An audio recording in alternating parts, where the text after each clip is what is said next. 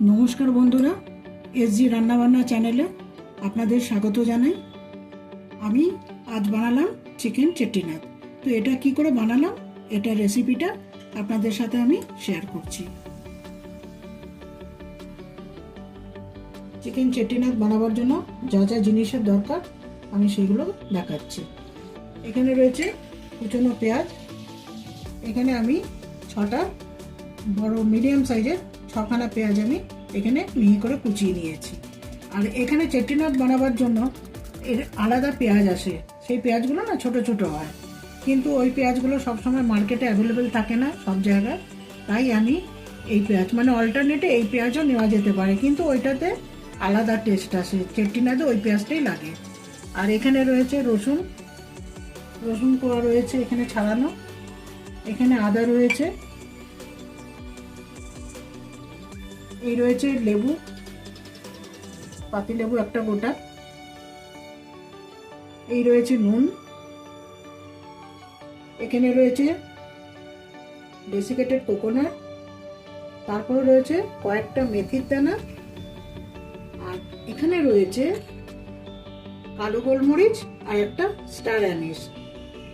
এখানে রয়েছে মৌরি, আধা চামচেরও কম মৌরি, বড় দানার মৌরি। আর এখানে রয়েছে লবঙ্গ, ছোট এলাচ, বড় এলাচ, দারচিনি, জয়িত্রী। আর এখানে রয়েছে শুকনো লঙ্কা আর রয়েছে তেজপাতা। তো এখানে শুকনো লঙ্কা এমনভাবে নিতে হবে, চেট্টিনাদটা কিন্তু ব্রাউন কালারের, ওইটা লাল টকটকা হয় না। তো তার জন্য শুকনো লঙ্কা এভাবে নিতে হবে যে কাশ্মীরি লঙ্কা কিন্তু এখানে ইউজ করা যাবে না, তাহলে রংটা লাল হয়ে যাবে। চেট্টিনাদের রংটা ব্রাউন হয়, ওই জন্য একটু এই টাইপের শুকনো লঙ্কাগুলো ওর মধ্যে ব্যবহার করতে হবে। আর এখানে রয়েছে তেঁতুল। তেঁতুলটাকে আমি জলে ভিজিয়ে রেখেছি, তেঁতুলটাও এটার মধ্যে ইউজ হবে। তারপরে এখানে রয়েছে 1 চা চামচ ধনে, গোটা ধনে, আর 1 চামচ গোটা জিরে। আর এখানে রয়েছে কারি পাতা। এখানে রয়েছে হলুদ। তো প্রথমে কি করব, এই চিকেনটাকে আমি ম্যারিনেট করব। এর মধ্যে দেব হলুদ,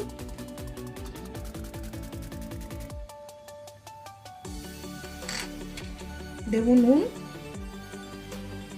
এটা আমি ভরে 1 চা চামচ নুন দিয়েছি। এরপরে পরে আন্দাজ মতন আবার নুন দেওয়া হবে লাগলে পরে। আর এই যে লেমন জুসটা, এটাকে আমি এর মধ্যে দেব।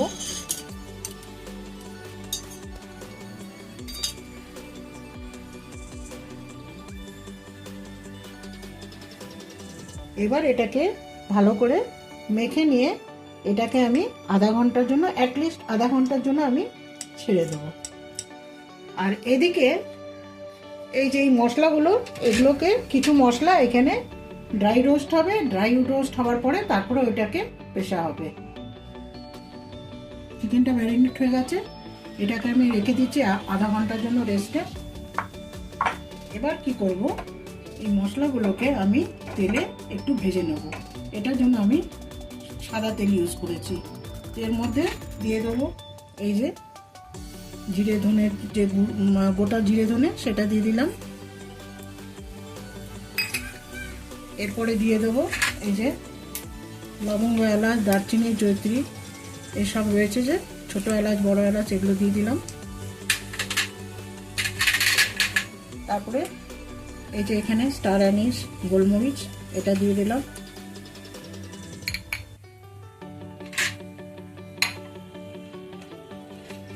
তারপরে এই যে মৌরি, এটাও দিয়ে দিলাম। এটা একটু ইয়ে হয়ে গেলে তারপরে এর মধ্যে দিয়ে দেবো শুকনো লঙ্কা, তেজপাতা।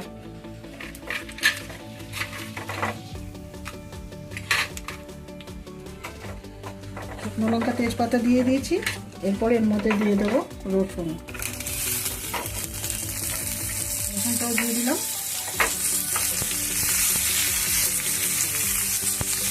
এগুলো একটু হালকা ভাজা করে সব আমি তুলে ফেলবো। এটা আমার ভাজা হয়ে গেছে, এখন এটাকে আমি তুলে ফেলছি।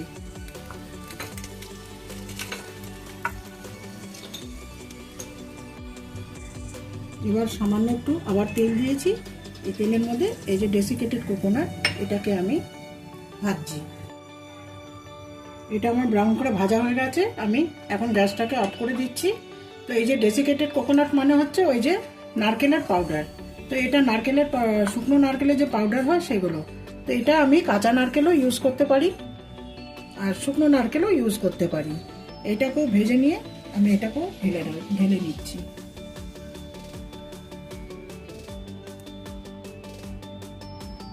মশলাগুলো সব আমার ভাজা হয়ে গেছে। এবারে আমি এই যে মেথি দানাগুলো, এটাকে আমি ভাজে নিই, এটাকেও এর মধ্যে দিয়ে দিচ্ছি। আর এই যে তেঁতুলটাকে জলে ভিজিয়ে রেখেছি নরম হওয়ার জন্য, এই তেঁতুলটাকেও এই সব শুদ্ধ মিলিয়ে আর এর মধ্যে দিয়ে দেবো 2-4টে কারি পাতা। সব মিলিয়ে নিয়ে আমি একটা পেস্ট তৈরি করব।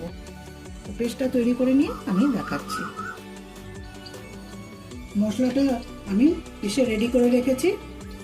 আর এদিকে আমি কড়াতে তেল দিয়েছি। এটা আমি সরষের তেল দিয়ে করছি। তো এটা সাদা তেল, সরষের তেল দুটো দিয়ে করা যায়, তো আমি সরষের তেল দিয়ে করছি। তো তেলটা আমার গরম হয়ে গেছে। এই যে তেলটা আমার গরম হয়ে গেছে। এরপর আমি তেলের মধ্যে কুচনো পেঁয়াজগুলো দিয়ে দিচ্ছি।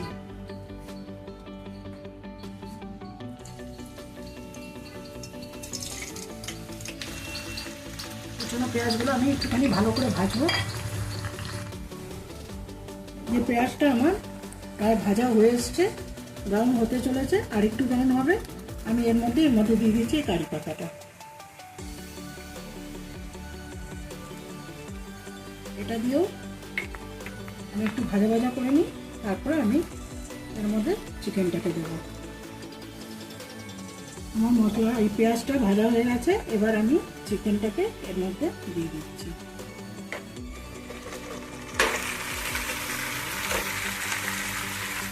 চিকেনটাকে দিয়ে এখন আমি একটু ভালো করে কষাবো। চিকেনটা আমার ভালো করে কষানো হয়ে গেছে।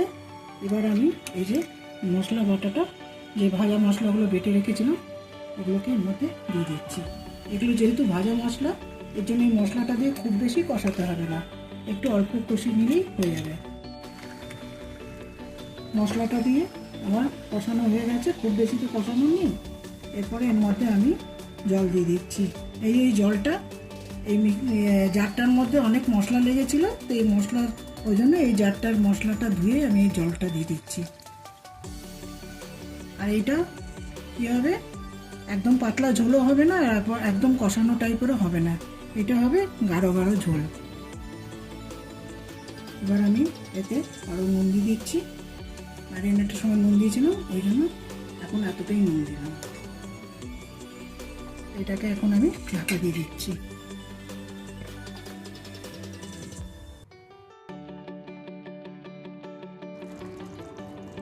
আমার চেটিনাট তৈরি হয়ে গেছে। এবার আমি গ্যাসটাকে অফ করে দিচ্ছি। এই জিনিস ঝোলটা খুব পাতলা ঝোল হয় না, গাঢ় হয়, কিন্তু এতটা ঝোল আমি রেখেছি এই জন্য যে এটা নামাবার পরে এর মধ্যে ওই কোকোনাট পাউডার পড়েছে, তো এটা ঝোলটা টেনে যাবে, ওই জন্য আমি এতটা ঝোল নামাচ্ছি। বন্ধুরা, আমার চিকেন চেটিনাট তৈরি হয়ে গেছে। তো আমার এই রেসিপিটা যদি ভালো লাগে তাহলে লাইক, কমেন্ট, শেয়ার আর সাবস্ক্রাইব করো। আর এই রেসিপিটা বানিয়ে একবার অতি অবশ্যই ট্রাই করে দেখো। এটা খেতে দুর্দান্ত লাগে, গরম গরম ভাতের সাথে এটা একেবারেই জমে যাবে। আর বেল আইকনটা প্রেস করতে একদম ভুলো না।